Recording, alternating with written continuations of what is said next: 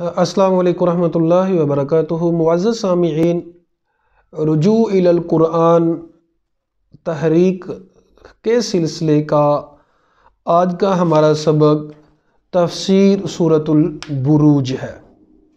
سورۃ البروج مکی سورہ ہے، 22 اس کی آیات، 1 اس کا رکوع ہے۔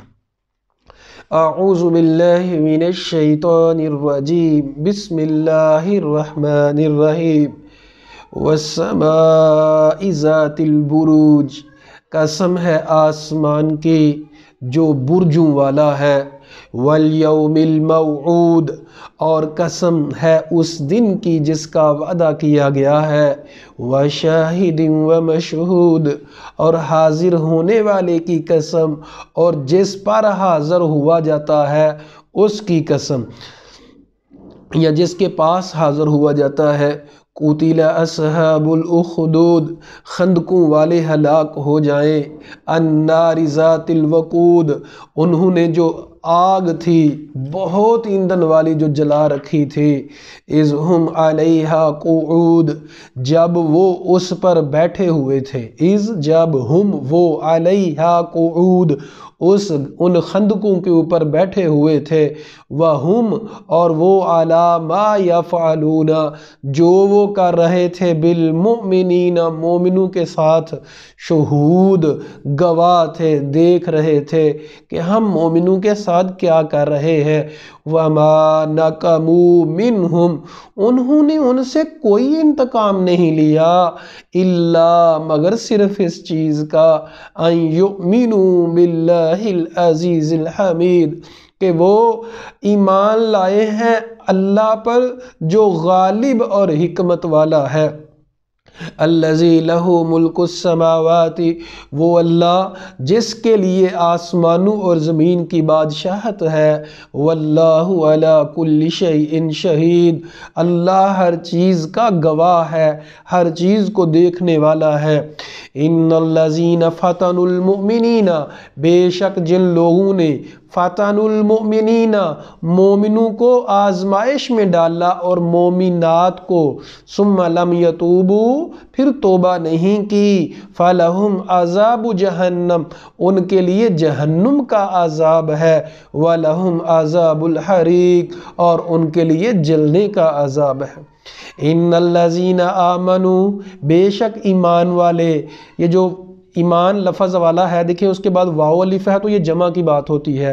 ان الذین آمنوا، بے شک ایمان والے، وعملوا الصالحات، جنہوں نے نیک کام کیے، لہم، ان کے لیے، جنات، باغات ہیں، تجری من تحتها الانہار، جن کے نیچے سے نہریں بہتی ہیں، ذالک الفوز الکبیر، یہ بہت بڑی کامیابی ہے۔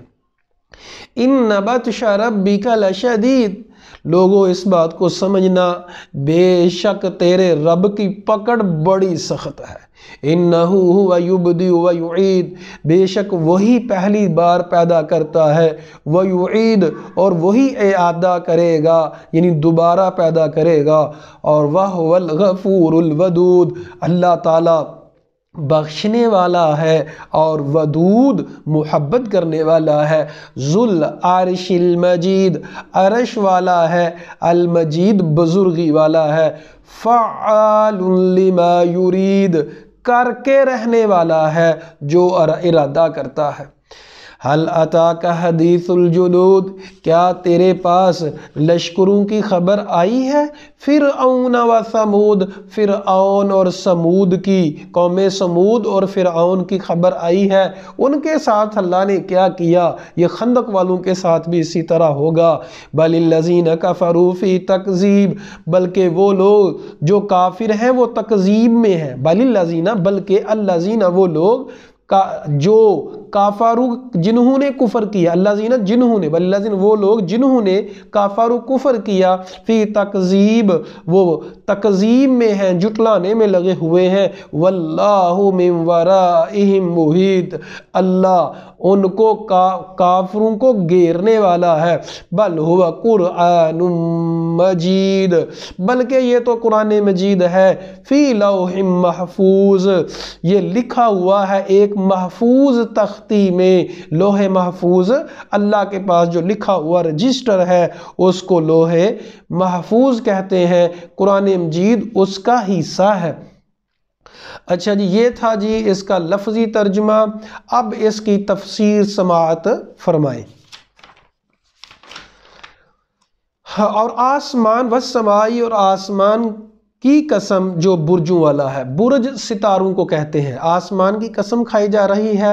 برج کی جمع بروج، برج اونچی بلڈنگ کو بھی کہتے ہیں، جس طرح عربک میں برج خلیفہ، کیونکہ وہ بہت اونچی بلڈنگ ہے تو اس کو برج بھی کہتے ہیں۔ تو اسی طرح آسمان میں جو فرشتے پہرا دیتے ہیں جہاں جہاں بیٹھ کے، ان کو بھی برج کہتے ہیں۔ اور اسی طرح سورج اور چاند کی جو منزلیں ہیں، نکلنے کے راستے اور غروب ہونے کے، ان کو بھی بروج کہتے ہیں۔ والیوم الموعود، اور حاضر کیے ہوئے دن کی، اس وقت وعدہ کیے ہوئے دن کی، تو وعدہ کس کا کیا گیا ہے؟ قیامت کا دن کا وعدہ ہے کہ قیامت آنے والی ہے، مظلوموں کے ساتھ بھی، ظالموں کے ساتھ بھی، اچھوں کے ساتھ بھی، بروں کے ساتھ بھی، کہ قیامت آنے والی ہے، اس کا وعدہ کیا گیا ہے۔ اور حاضر ہونے والے کی، اور جس پر حاضر ہوا جائے، اس کی تفسیر جو سب سے نمایاں صحابہ کرام نے، زیادہ تر مفسرین نے کی ہے، وہ شاہد سے مراد جمعہ مراد لیا گیا ہے کہ اس سے مراد جمعہ ہے، اور مشہود سے مراد مفسرین نے، صحابہ کرام نے یوم عرفہ مراد لیا ہے کہ وہاں عرفہ کے دن حاضر ہوا جاتا ہے، سارے لوگ حج کرنے جاتے ہیں، اور عرفہ میں کھڑے ہوتے ہیں تو اس کو عرفہ کہا گیا ہے کہ وہاں حاضر کی ہوا جاتا ہے، اور جمعہ حاضر ہوتا ہے تو اس کی بہت زیادہ فضیلت ہے۔ یہ بھی تو کئی ایک مفسرین نے کہا کہ ایسے ہر چیز مراد ہے، حاضر ہونے والا جو خصوصی مقصد میں حاضر ہوتا ہے، جس کو حاضر ہوتا ہے، ظاہری بات ہے وہ خاص چیز ہوتی ہے، تو اس کی بات کی جا رہی ہے۔ دونوں تفاسیر اس کی منقول ہے۔ قتل اصحاب الخدود، خندقوں والے ہلاک ہو جائیں۔ اب خندقوں والے کون ہیں؟ ایک تو اس میں یاد رکھیں، کئی دفعہ مفسرین نے بیان کیا ہے، صحیح مسلم میں احادیث ہے کہ کتنی دفعہ ہوا ہے کہ مومن لوگوں کو خندقیں کھود کے ان کو ہلاک کیا ہے۔ خندق، جس طرح غزوہ خندق تھا، مدینے کے ارد گرد گہرا گڑھا کھودا گیا تاکہ لوگ کراس نہ کر سکیں، اس کو خندق کہتے ہیں، گہرے گڑھے کو خندق کہا جاتا ہے۔ تو ظالم لوگوں نے خندقیں کھدوائیں، جو اللہ کا نام لیتے تھے، ان خندقوں میں آگ بہت زیادہ جلا کے، جس طرح کہا گیا ناری ذات الوقود، جو بہت شعلے مارنے والی آگ تھی، اس میں ان کو حاضر کیا گیا اور اس میں پھینکا گیا۔ اب اس کی تفسیر میں صحیح مسلم کا ایک بہت لمبا واقعہ ہے، وہ سماعت فرما لیں۔ بڑا ہی دلچسپ واقعہ ہے، رونگٹے کھڑے کر دینے والا واقعہ ہے، اور اس میں بالکل اچھی طرح سے سمجھا جا سکتا ہے کہ جو اللہ نے آیت قرآن میں کہا نا سورہ میں، فعال لما یرید، اللہ کر کے رہنے والا ہے، جو ارادہ رکھتا ہے اس کی ہمیں ملے گی، جھلک ملے گی کہ اللہ واقعی کر کے رہنے والا ہے جو چاہتا ہے۔ نبی کریم صلی اللہ علیہ وسلم نے فرمایا، حضرت صہیب رضی اللہ تعالیٰ روایت کرتے ہیں، صحیح مسلم کتاب باب قصۃ اصحاب الخدود 3005 حدیث ہے۔ نبی کریم صلی اللہ علیہ وسلم نے فرمایا کہ پہلے زمانے میں ایک بہت ظالم بادشاہ ہوا کرتا تھا، وہ اپنے آپ کو رب کہلواتا تھا کہ میں ہی رب ہوں۔ اب وہ اپنی حکومت کو جادو کے سر پہ چلاتا تھا، اس کا ایک جادوگر تھا جو مطلب لوگوں کو عبرت کا نشان بنا دیتا تھا۔ ظاہری بات ہے جب لوگوں نے رب ماننا ہوتا ہے تو عام لوگوں کو ان کو روب میں بھی ڈالنا ہوتا تھا، آگ لگ گئی، آگ بجھا دی، آوازیں آنا، ایس جادو کے ساتھ روب میں اس نے پوری قوم کو رکھا ہوا تھا۔ اب وہ جو جادوگر تھا وہ بوڑھا ہو گیا جس کے زور پہ وہ چلتا تھا، اس نے کہا کہ پوری اپنی بادشاہت میں ہمیں ایک ذہین ترین بچہ دو جس کو میں جادو سکھا دوں، تاکہ میرے مرنے کے بعد یا بوڑھا ہو جانے کے بعد تیرا یہ کام چلتا رہے۔ اب بادشاہ نے محنت کر کے ایک بچے کو ڈھونڈا جو بڑا ذہین فتین تھا۔ اب وہ بچے کو آتا تھا، کلاس لیتا تھا، جادو سیکھتا تھا، اور جادو کیا ہے؟ جادو جو حرام کام ہے، غیر اللہ سے مدد مانگی جاتی ہے، شیاطین سے مدد مانگی جاتی ہے، ستاروں کا علم اور اس طرح کی بڑی عجیب عجیب چیزیں ہیں، تو جادو کفر ہے۔ اب وہ گھر سے نکلتا تھا، جادو سیکھتا تھا۔ اب راستے میں ایک گم تھا، ایک راہب تھا جو عبادت کیا کرتا تھا، عیسائی راہب تھا۔ اب وہ جب آتا تھا تو وہ دیکھتا تھا راہب کو، تو اس کے پاس بھی تھوڑی دیر بیٹھ جاتا اور سیکھتا اور جادو بھی سیکھتا تھا۔ اب یہ بچہ چونکہ ذہین بڑا تھا، سمجھدار بہت تھا، لیکن پریشان بہت تھا۔ اب اس کو یہ نہیں سمجھ آ رہی تھی کہ یہ راہب کا دین سچا ہے، جو راہب مجھے سکھا رہا ہے وہ حق ہے، یا یہ جو جادوگر سکھا رہا ہے وہ حق ہے۔ یہاں میں آپ لوگوں سے ایک عرض کر دوں، ہر انسان کی فطرت میں اللہ تعالیٰ نے حق کو پانے کی تمنا رکھ دی ہے۔ کوئی ہمت کر کے ڈھونڈ لیتا ہے، کوئی ہمت کر نہیں کرتا، اور وہ جس طرح اس کے باپ دادا لگے ہوتے ہیں اس کے اوپر لگا رہتا ہے، تو وہ ہمت نہیں کرتا۔ تو اس بچے نے کوئی پریشانی تھی، اس کو تذبذب میں تھا، تو اس نے اسی تذبذب میں تھا، پریشانی میں تھا، بس وہ دعائیں بھی کرتا تھا، لیکن وہ چاہتا تھا کہ میں حق تک پہنچوں۔ ایک دن وہ گھر سے باہر نکلا تو راستہ رکا ہوا تھا، بہت بڑا کوئی جانور تھا، بلا تھی، کوئی بہت بڑا جانور تھا جس نے راستہ رکا ہوا تھا۔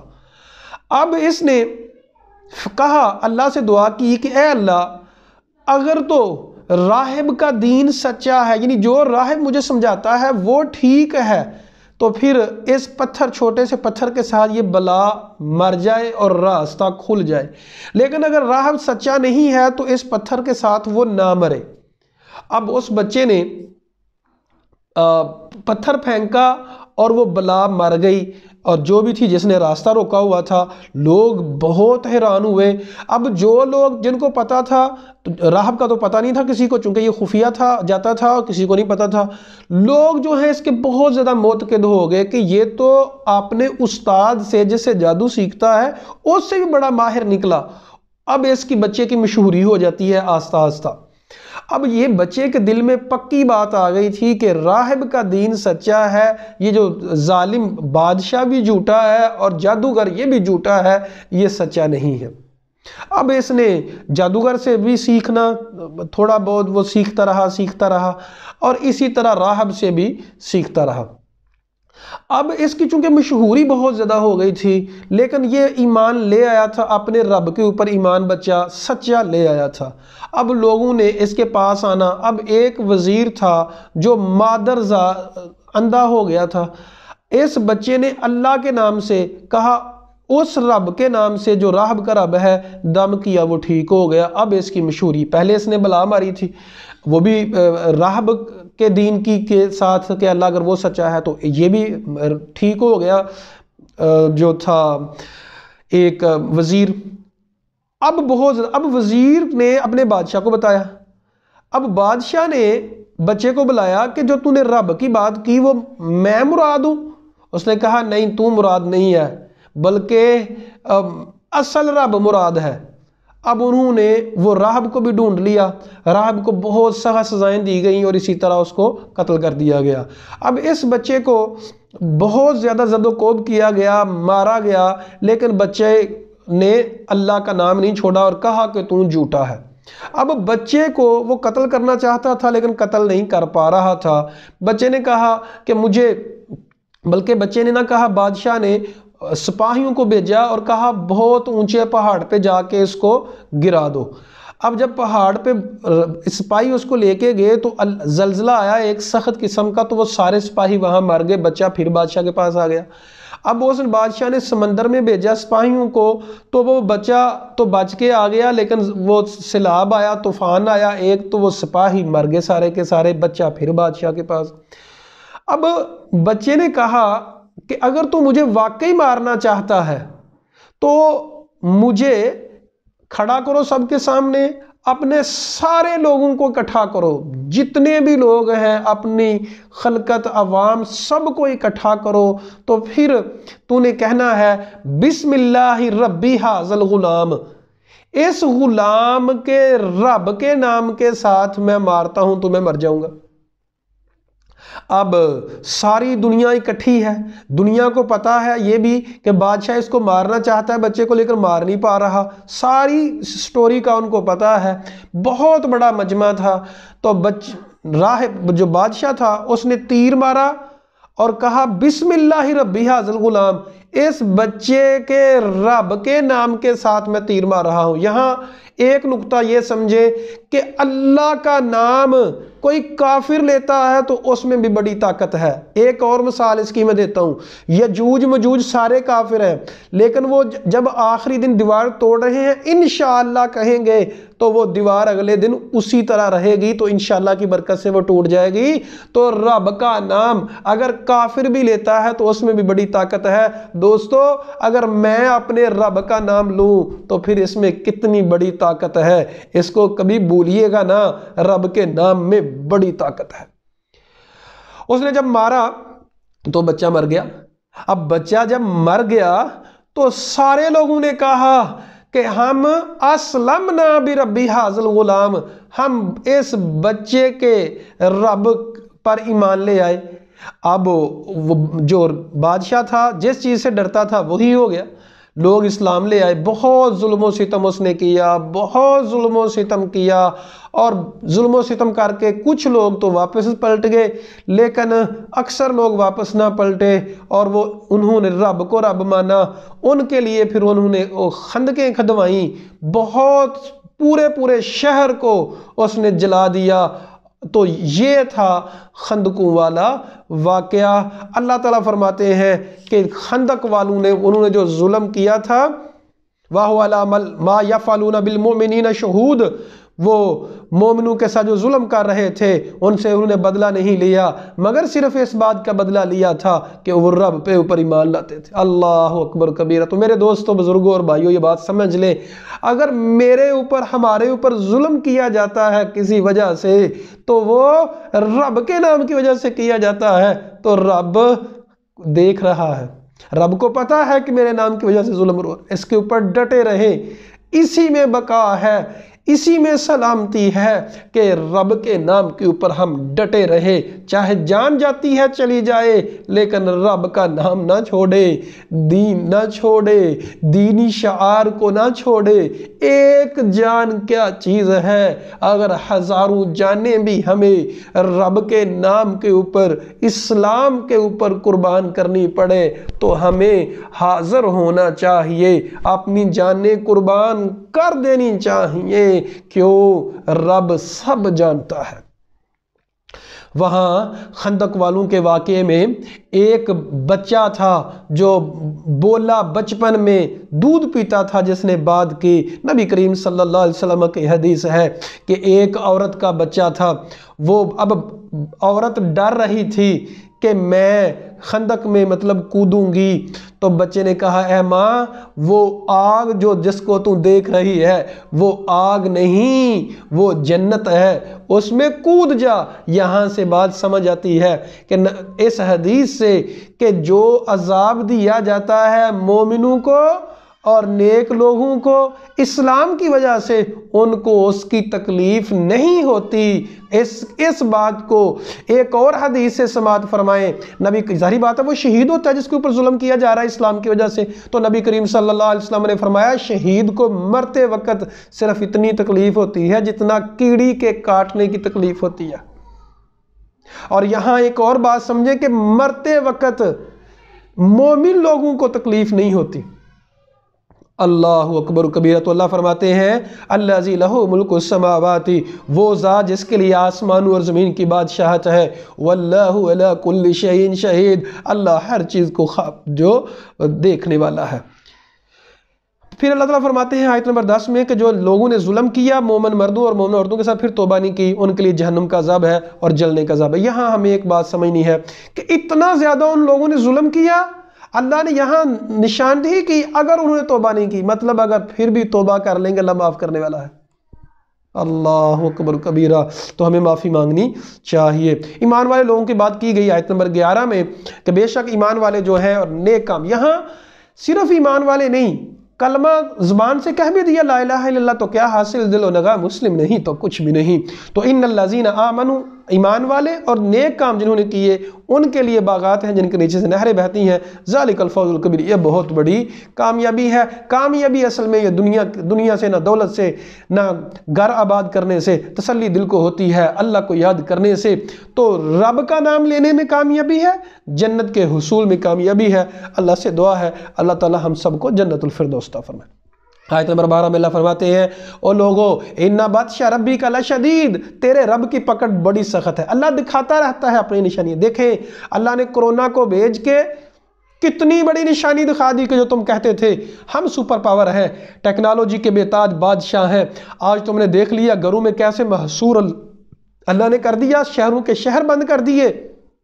یہ تو چھوٹا سا وائرس ہے، اللہ رب کریم تو مچھروں سے کام لے سکتا ہے، ہواؤں سے کام لے سکتا ہے، بارشوں سے کام لے سکتا ہے۔ رب کی پکڑ بہت سخت ہے، ہمیں اچھی طرح سے سمجھ لینا چاہیے۔ اِنَّهُ هُوَ يُبْدِئُ وَيُعِيدُ، اس نے پہلی دفعہ پیدا کیا، دوبارہ بھی وہی پیدا کرے گا۔ یہاں آیت نمبر 13 میں سمجھایا جا رہا ہے جو لوگ انکار کرتے ہیں رب کا، وہ انکار نہ کریں۔ پہلی دفعہ جس نے پیدا کیا تھا دوسری دفعہ پیدا کرے گا۔ کیا لوگوں تمہارے اندر اتنی عقل نہیں ہے جو انکار کرتے ہو؟ دیکھیں سمپل سی بات ہے، پہلی دفعہ پیدا کرنا آسان ہے کہ دوسری دفعہ؟ پہلی دفعہ تو اس کا سسٹم موجود ہوتا ہے، جب اس کی کاپی موجود ہے تو پیسٹ کرنا کون سا مشکل ہوتا ہے؟ اصل میں اصل کاپی بنانا مشکل ہوتا ہے۔ تو اللہ نے اصل کاپی تمہیں بنا دیا ہے، تو کیا دوبارہ اس کی کاپیاں نہیں بنائی جا سکتی؟ تو کیوں نہیں بنائی جا سکتی؟ بھئی رب تو بنانے کے اوپر قادر ہے، جس نے پہلی دفعہ پیدا کیا بعد میں بھی وہی پیدا کرے گا۔ ہاں یہ سمجھنا وَهُوَ الْغَفُورُ الْوَدُودُ، معاف کرنے والا ہے، محبت کرنے والا ہے۔ معاف کتنا کرتا ہے؟ اللہ تعالیٰ صرف معاف نہیں کرتا، سچی توبہ کرنے والوں کی غلطیاں گناہوں کو نیکیاں بنا دیتا ہے، اتنا معاف کرتا ہے۔ اور ودود بڑی محبت کرنے والا ہے۔ نبی کریم صلی اللہ علیہ وسلم نے ایک دن کھڑے تھے، قیدی جنگ کے بعد کا منظر تھا، قیدی کچھ عورتیں تھیں، ایک عورت اپنے بچے کو ڈھونڈ رہی تھی، بڑی بےتابی سے ڈھونڈ رہی تھی، اور جب بچہ مل گیا اس نے اپنے سینے سے لگایا، پیار کرنے لگی، محبت کرنے لگی۔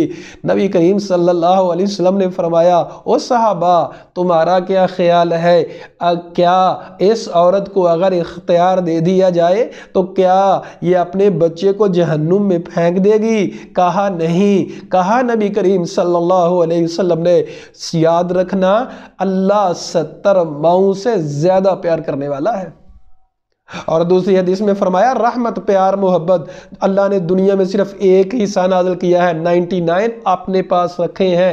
رب بڑا رحیم ہے، رب بڑا کریم ہے، رب عزیز ہے، جبار ہے، لیکن اس کے ساتھ ساتھ یہ بھی ہمیں پتہ ہونا چاہیے اللہ کی پکڑ بھی بڑی سخت ہے۔ ذو العرش المجید، عرش والا ہے، بزرگی والا ہے، فعال لما یرید، کر کے رہنے والا ہے جو چاہتا ہے۔ ایسا نہیں ہوگا کہ اللہ ایک کام کرنا چاہتا ہے تو کوئی رکاوٹ بن جائے، رکاوٹ نہیں بنتی۔ حل اتاک حدیث الجنود، اب لوگوں کو جو مکہ والے تھے ان کو سمجھانے کے لیے ان کو 2 واقعے کا پتہ تھا، وہ روایت کرتے تھے، بیان کیے جاتے تھے۔ کیا ایک واقعہ فرعون کا کہ فرعون کو ہلاک کیا گیا، دوسرا سمود کا کہ قوم سمود تھی ان کو کیسے برباد کیا گیا۔ آج بھی قوم سمود کے اثرات سعودی عرب میں موجود ہیں۔ تو اللہ تعالیٰ نے فرمایا کہ ان کو نہیں پتا کہ ان کے کیا حال ہوا تھا۔ جب ان کا اللہ حال کر سکتا ہے اس طرح برا، تو ایک تو خندقوں والوں کا بھی ہوگا، اور خندقوں والوں کا بھی برا حال اللہ کرے گا، بلکہ اللہ نے کیا، اور جو ظلم اور زیادتی کرے گا ان کا بھی ہوگا، جو قیامت کا منکر ہوگا اس کا بھی یہی حال ہوگا۔ اللہ فرماتے ہیں کافر لوگ جو ہیں تکذیب میں ہیں، لیکن یہ نہ سمجھیں کہ اللہ گھیرنے نہیں والا۔ اللہ نے قوم سمود کو، فرعون کو اگر اپنے گھیرے میں لے لیا، ان کو عذاب بھیجا، تو تم کیا چیز ہو، تمہیں بھی عذاب بھیجا جائے گا۔ یہ نہ سمجھنا کہ یہ عام باتیں ہیں، یہ ہے قرآن ہے، اور یہ قرآن کہاں سے آیا ہے؟ رب کی باتیں ہیں۔ رب نے جو لوح محفوظ کر رکھی ہے اس میں اس کے ایک حصہ قرآن مجید ہے۔ قرآن اللہ کا کلام ہے، اس کو معمولی نہ سمجھا کریں۔ اللہ تعالیٰ سے دعا ہے اللہ قرآن کے نور سے ہمارے دلوں کو منور فرمائے۔ اقول قولی ھذا استغفر اللہ لی ولکم ولسائر المسلمین۔